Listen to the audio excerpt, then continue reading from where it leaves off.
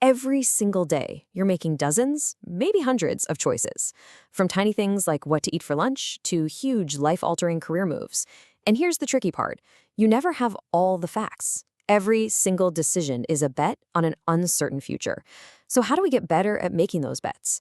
Well, that's the big question at the heart of Thinking in Bets, an incredible book by former poker champion Annie Duke. To really get our heads around this, let's start with a moment in sports that people still argue about, even today. Many people have called it the single worst decision in sports history. But was it? Okay, picture this. It's the 2015 Super Bowl. The Seattle Seahawks are on the 1-yard line, just 1 yard away from winning the whole thing. And there are only 26 seconds left on the clock. I mean, the tension is it's off the charts. Now they have Marshawn Lynch, one of the most powerful running backs in the game. Everybody in that stadium, everybody watching at home, we all think we know what's coming. Hand the ball to Lynch. But nope, Coach Pete Carroll calls for a pass play. The quarterback throws the ball, and it's intercepted. Just like that, the New England Patriots win. The game is over. An absolutely brutal, stunning result. Immediately, the media, the fans, everyone just lost their minds. They called it the dumbest decision ever. But this brings us to the first major trap in our own thinking, a mistake we all fall into. We judge the quality of a decision based purely on how it turned out. And this is where Annie Duke asks a really critical question that forces us to pull apart two things we almost always mash together. Was the process actually bad, or did they just get really unlucky? Because think about it. If that pass had been caught, the headlines the next day would be calling Pete Carroll a creative genius. And here's the kicker. When you actually look at the data for that exact situation in the NFL, the numbers are just shocking. A pass play from the 1-yard line gets intercepted only about 1% of the time. 1%. So what happened wasn't necessarily a bad decision, it was an incredibly unlucky outcome. This common mistake actually has a name. It's called resulting. It's our brain's lazy shortcut. Good outcome? Must have been a brilliant decision. Bad outcome? What a terrible decision. But as we just saw, a great process can lead to a bad result because of luck. And hey, a terrible process can get bailed out by good luck. If you only focus on the result, you learn absolutely nothing useful for the future. And resulting has this nasty partner in crime, hindsight bias. After that interception, everyone said, "Oh, I knew it. They should have run the ball. It was so obvious." We trick ourselves into believing that the outcome was totally predictable all along, when in reality, it was just one of many possibilities. Okay, so if we can't just look at the results, how should we look at our decisions? Well, Duke argues we need a massive mindset shift. We need to realize that life isn't like chess. It's a lot more like poker. Think about it like this. In chess, all the information is right there on the board. You can see all the pieces. There's no luck involved at all. The better player pretty much always wins. But life isn't like that, is it?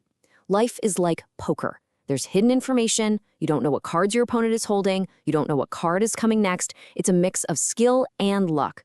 You can make the absolute 100% correct decision and still lose the hand because of a bad turn of a card. And that brings us to the most important skill for winning in a poker-like world. You have to learn to embrace uncertainty and start thinking in probabilities. Instead of seeing the world as black and white, this will work or this is going to fail, you start to assess the odds. You ask, what are the chances of different things happening? So this leads us to the central idea of the book. Once you accept that life is uncertain, that outcomes aren't guaranteed, you can start treating your decisions for what they really are: bets. Seriously, every choice you make, taking a new job, investing in a stock, even something small like ordering the chicken instead of the fish, it's a bet. You're wagering something valuable, your time, your money, your happiness, on one possible future over all the others. And every one of those bets is based on what you believe to be true right now. To really put those beliefs to the test, Duke gives us this incredibly powerful, super simple question. Want to bet? The next time you hear someone, or even yourself, state an opinion with 100% certainty, asking this question forces everyone to pause. It makes you put a number on your confidence. Are you 60% sure? 80% sure?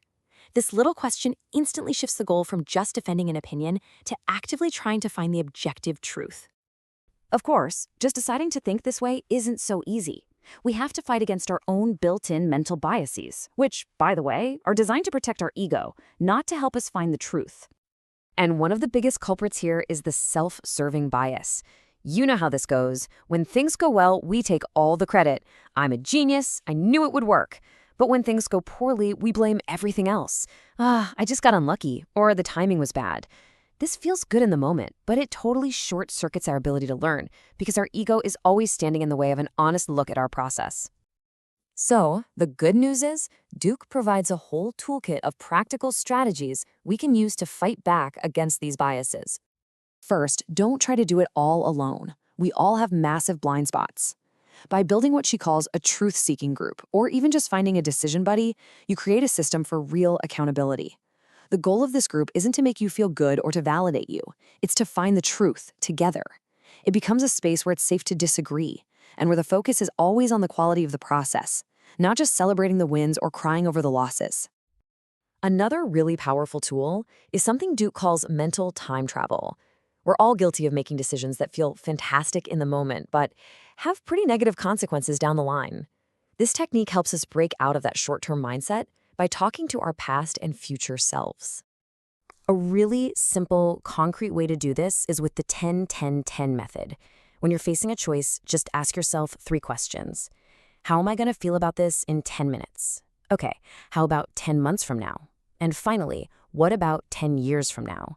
This simple exercise forces you to consider the long-term impact and helps balance what you want right now with the well-being of your future self. And here are 2 other awesome planning techniques: backcasting and the premortem. With backcasting, you imagine you've already succeeded, you've achieved your goal. Then you work backward to figure out the exact steps that got you there. It basically creates a clear roadmap to success. The flip side of that is a premortem. For this, you imagine the project has already failed spectacularly. Then you and your team brainstorm all the reasons why it might have failed. This is huge because it helps you spot obstacles before they happen so you can make a plan to deal with them. Okay, we have covered a lot of ground here. So what's the most important stuff to remember? What can you take away from all this to improve your very next decision, your very next bet? Here are 3 simple steps you can start with today. First, make a conscious effort to separate your decision process from the outcome. Judge your choices based on the quality of your thinking at the time, not just on whether you got lucky or unlucky.